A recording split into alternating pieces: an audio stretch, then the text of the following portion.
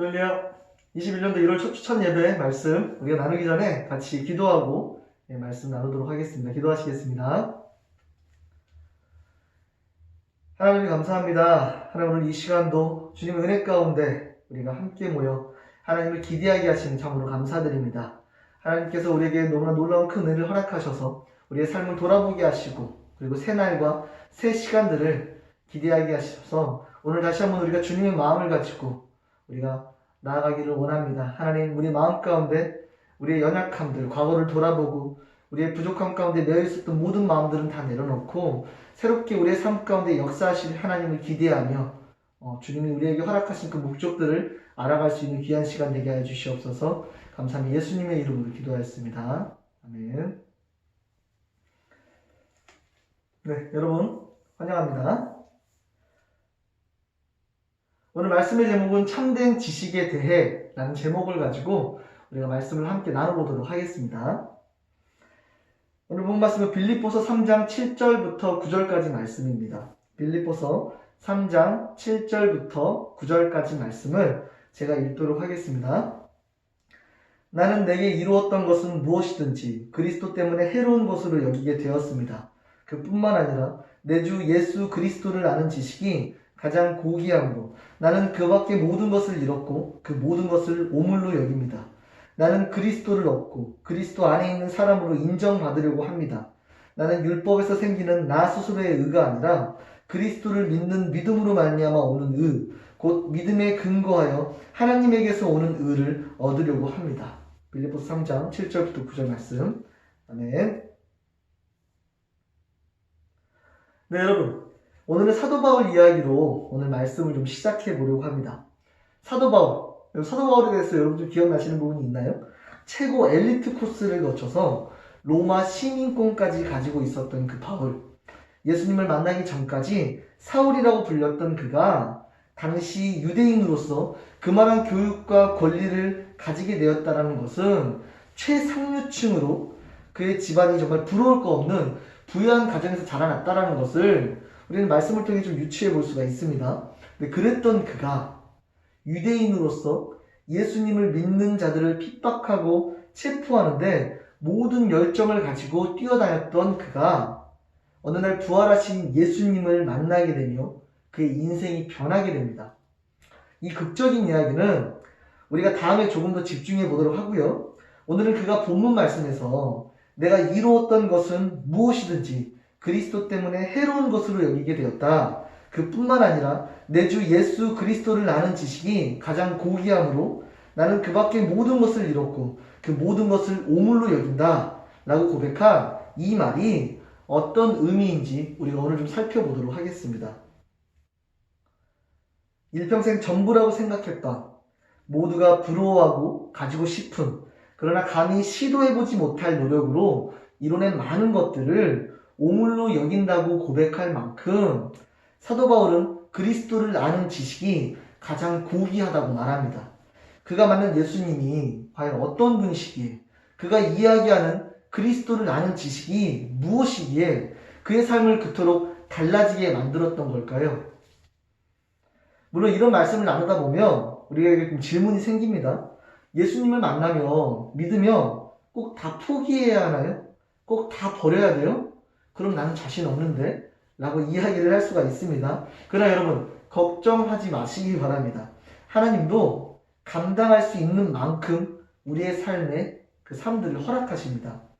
그러니까 여러분 걱정하지 말고 오늘 이 시간 우리가 집중해야 하는 것은 도대체 그 모든 것을 바꿀 만큼 사도 바울이 말하는 그리스도를 아는 지식이 무엇인 걸까? 만약 그가 만난 그 지식이 나에게 정말 동일한 가치라면 정말 세상 그 무엇과도 바꿀 수 없는 가장 소중한 무엇이었음을 내가 알게 된다면 누가 시켜서가 아니라 내가 원해서 그 삶을 고백할 수 있게 될 것입니다. 여러분 한번 살펴볼까요? 바울이 말한 그리스도를 아는 지식. 여러분 우리가 살아가는 이 세상에는 참으로 많은 지식과 지혜가 있습니다. 지식의 사전적 정의를 한번 찾아보면 어떤 대상에 대하여 배우거나 실천을 통하여 알게 된 명확한 인식이나 이해를 말합니다. 요즘은 검색만 해보면 다양한 정보를 우리가 좀 확인할 수가 있습니다. 나름 각자의 방법으로 고민하고 생각한 것을 지식이라는 이름으로 정의하게 되고 우리는 너무나 쉽게 그중 하나를 선택합니다. 그러나 이 모든 것들이 다 옳은 것만은 아닙니다. 우리에게는 그 수많은 정보 중에서 나에게 유익한 것인지 아닌 것인지 분별할 수 있는 그런 지혜가 필요합니다. 누구든지 자신의 견해를 마음대로 말할 수 있는 이런 시대, 정보는 참 다양해지고 엄청나게 늘어나지만 대부분 기준도 없고 쓸모도 없는 정말 내가 알아야 될 그런 지식들은 사라지고 있습니다. 성경은 우리가 반드시 알아야 하는 두 가지 참된 지식에 대해서 이야기를 합니다. 하나는 하나님에 관한 지식이요, 다른 하나는 우리 자신에 관한 지식입니다. 하나님을 아는 지식과 사람을 아는 지식은 동시에 함께 다루어야만 합니다. 마치 새가 하늘을 날 때 두 날개가 있어야 하늘을 날 수 있듯이 말입니다. 어느 한쪽이라도 우리가 치우치게 되면 반드시 걸려 넘어지게 됩니다. 그래서 하나님에 관한 지식을 알려면 사람에 관한 지식을 알아야 하고 사람에 관해서 알려면 하나님에 관한 지식을 알아야 할 필요가 있습니다. 만약에 여러분 하나님에 관한 지식만 다루고 사람에 관한 지식을 다루지 않으면 말 그대로 썬데이 크리스찬이라고 예배 드릴 때만 그리스도인이고 저희 현실의 삶에서는 어떤 영향도 미치지 못하고 상상 속에서만 고백하는 그런 망상에 빠지게 됩니다. 또한 사람에 관한 지식만 다루고 하나님에 관한 지식을 다루지 않으면 마치 하나님도 인간에게 복을 주기 위해 존재하는 것처럼 생각하며 인간 중심적인 교만한 인본주의자가 되고 맙니다. 그러나 세상 대부분 사람들은 나는 내가 나를 잘 알아. 굳이 나를 알기 위해서 하나님을 쳐다볼 필요가 없어. 라고 말합니다. 여러분, 이런 사람들은 안타깝게도 자신이 얼마나 비참한 처지에 놓여 있는지 알지 못하는 사람들입니다. 나를 알려면 나를 보지 말고 먼저 하나님을 바라보아야 한다라고 이야기를 했죠. 하나님을 바라보지 않고서는 그 누구도 자신의 비참한 현실을 제대로 알 수가 없습니다. 정말 여러분 자신에 대해서 알기를 원하십니까? 정말 내가 누구인지, 나의 삶은 어떤 목적으로 존재하는지 여러분 정말 알기를 원하시나요? 그럼 여러분 먼저 하나님을 바라보시기를 바랍니다. 그리고 나서 여러분 자신을 돌아보시기를 바라요. 그렇게 한다면 나 자신이 얼마나 무지와 음란과 부패로 가득 차 있는지 그 진실을 알게 될 것입니다. 인간은 하나님이란 거울에 비춰진 자신을 보고 비로소 자신이 우물과 같다는 것을 깨닫게 되고 그럴 때 하나님 앞에 엎드려 그분을 갈망하게 되는 것입니다. 여러분, 사람들은 누구나 겸손한 척하지만 속으로는 자신이 의롭고 바르고 현명하다고 생각을 합니다. 적어도 저 사람보다는 내가 더 라고 비교하며 판단을 하죠. 진짜 겸손한 사람은 이 세상에 한 사람도 없습니다. 이런 잘못된 자아 인식에서 벗어나 정말 참된 자아를 발견하려면 먼저 하나님을 바라보고 그 다음에 자기 자신을 돌아보아야 하는 것입니다. 그렇지 않으면 절대로 자신에 대한 참된 지식을 우리는 알 수가 없습니다. 사람이 고개를 들어 하나님을 바라보고 하나님의 의와 지혜와 능력이 얼마나 놀랍고 완전한지를 우리가 알게 될 때 비로소 자신의 불의와 죄와 무력함이 보이기 시작합니다. 그동안 완전해 보인 것들도 하나님의 순결에 비하면 얼마나 사악한 것들이었는지를 우리는 알게 됩니다. 우리에게는 나 자신을 올바르게 돌아볼 수 있는 그런 기준이 필요합니다. 아직도 자신이 얼마나 비참한 처지에 있는지 알지 못하는 사람은 하나님의 말씀을 통해 자기 자신을 비춰보지 않아서 그렇습니다. 하나님의 말씀을 통해 자신을 비춰보기 전에는 결단코 내 스스로가 아무것도 할 수 없는 비참한 상태라는 것을 충분히 인식할 수가 없습니다. 여러분, 성경을 보면 하나님의 임재를 경험한 그런 성도들이 나옵니다.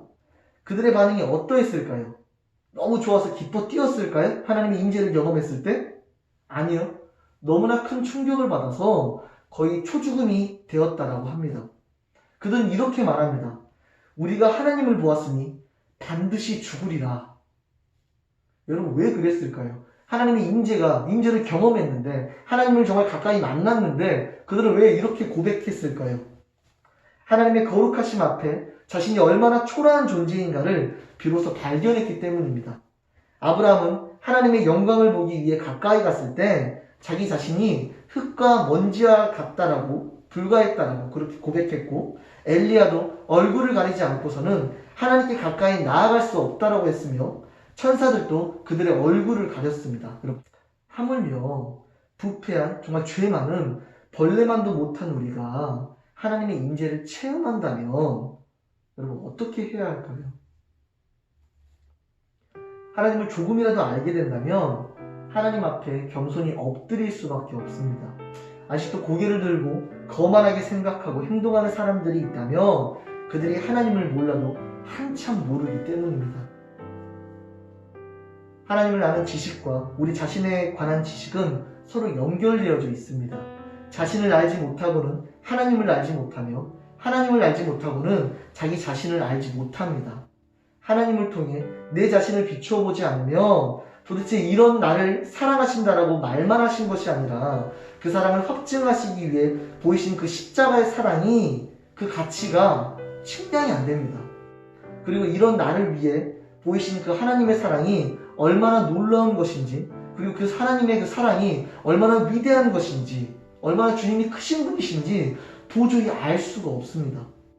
하나님을 믿지 않는 자들에게 성경은 그들의 죄를 심판하는 것이지만, 여러분 하나님을 믿는 성도들에게 성경은 우리가 얼마나 큰 은혜와 사랑을 받았는지, 나에게 허락된 이 복음이 얼마나 놀라운 것인지 알게 되는 그런 기쁜 소식이 될 것입니다.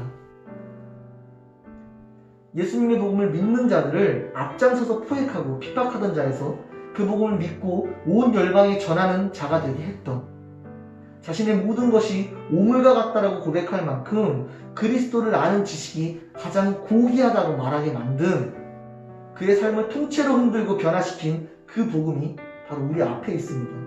사도 바울이 경험한 그 복음이 우리에게도 동일한 가치로 유익한 지식으로 전해지길 예수님의 이름으로 축복합니다. 하나님이 어떠한 분이신지, 그리고 그 하나님을 통해 우리 자신을 돌아보고 비로소 우리가 어떤 존재인지를 깨달을 때 그런 나의 삶 가운데 사랑을 말씀하시고 우리를 구원하시기 위해 허락하신 그 십자가 사랑이 도대체 얼마나 큰 가치를 가지고 있는지 우리는 알게 될 것입니다.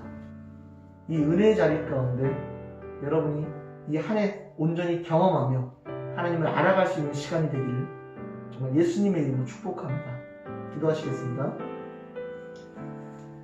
하나님 아버지 감사합니다. 하나님, 우리가 오늘도 짧게나마 우리가 말씀을 통해 사도 바울이 고백한 것처럼 이 세상의 그 어떤 무엇도 그리스도를 아는 그 지식과 비교할 수조차 없고 그것이 가장 고귀한 것이다 라고 고백한 그 고백의 말의 의미가 무엇인지 우리가 함께 고민해보고 알아가는 시간들을 가졌습니다.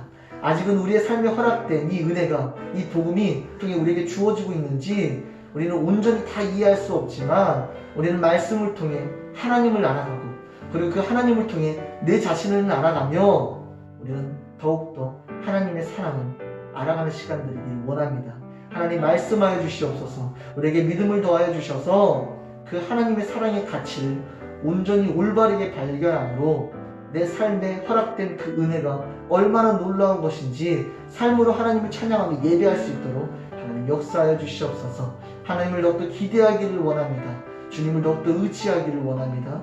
하나님, 이 올 한 해 하나님의 은혜 가운데 우리가 자라날 수 있도록, 믿음이 더욱더 성장되어질 수 있도록 하나님 역사하여 주시옵소서. 감사합니다. 예수님의 이름으로 기도하였습니다.